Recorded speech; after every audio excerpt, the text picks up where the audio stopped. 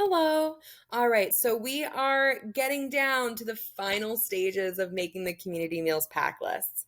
As you can see, I have this fully filled out with all of our menu items. Everything's been duplicated, everything is looking clean and ready to go. So now we are going to go back to our folder and we are going to open the CM export template. Now, what this template is that it's an already fully built out version that has all of the pivot tables pre-created for you, all of the addresses preloaded. All you're going to have to do once you enter this is a couple of small steps, and then your pivot tables are going to be fully updated. Now, when you open this, you'll see that there is already information stored in here. This is going to be outdated information. So how we're going to overwrite this is we're going to go back to our export file that we've been working in.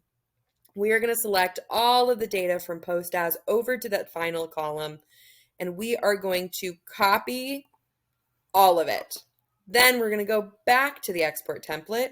We're going to right click right on top of post as, and we are just going to paste directly over what was in there already.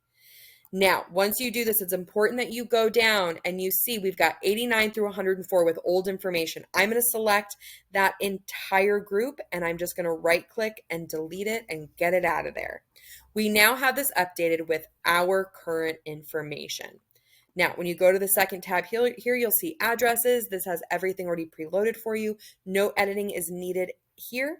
And then we're going to go to the pack list tab. Now, as you can see, this is already filled out, already ready to go, except for a couple of small things. Now, first of all, we have our enter date here box. We are doing this for the 4th, so I'm going to hit that. These titles are going to update automatically. These are pulling from this over here. The next thing that I'm going to do is I'm going to go to conditional formatting and I'm going to clear rules from entire sheet. There is some old conditional formatting in here for the last time that this was created or from the initial one. We don't need that in here. We can just go ahead and get rid of it because we're going to be reformatting for our current list of line items. Now, the next thing that we're going to do, because the orders in here were smaller than the information that was already in there, we can actually make this really easy. And we're going to go to pivot table and we're going to go to refresh and refresh all. Now, this one for some reason does not like to cooperate. It likes to get rid of that scheduled items. If that happens to you, which hopefully it doesn't every time, all you have to do is click scheduled items and that has that back there for you. But otherwise, everything else should be updated. The other thing we have to do is we want to change the font size over here. This should be in 14. And then we're going to go to conditional formatting, highlight cell rules, and text that contains.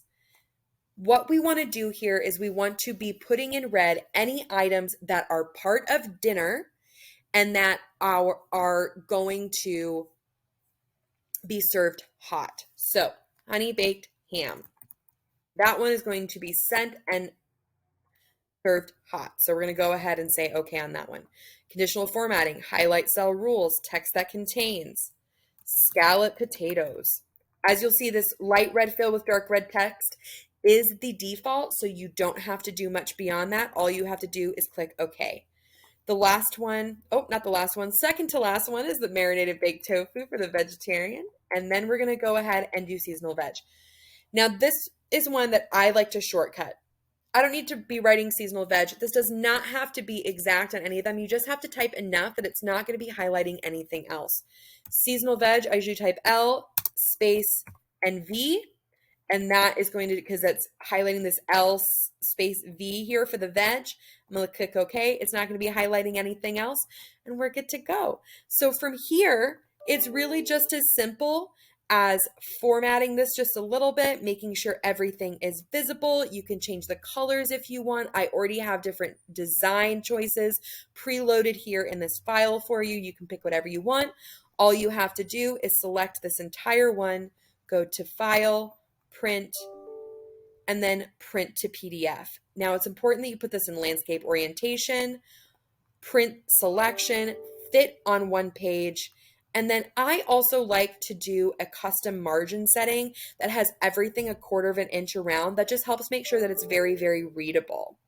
Then we're going to click print, save it somewhere on your file, wherever you want to do it. I'm just going to show you once how to change it. This is set on Navos 3. We can go to Navos 2.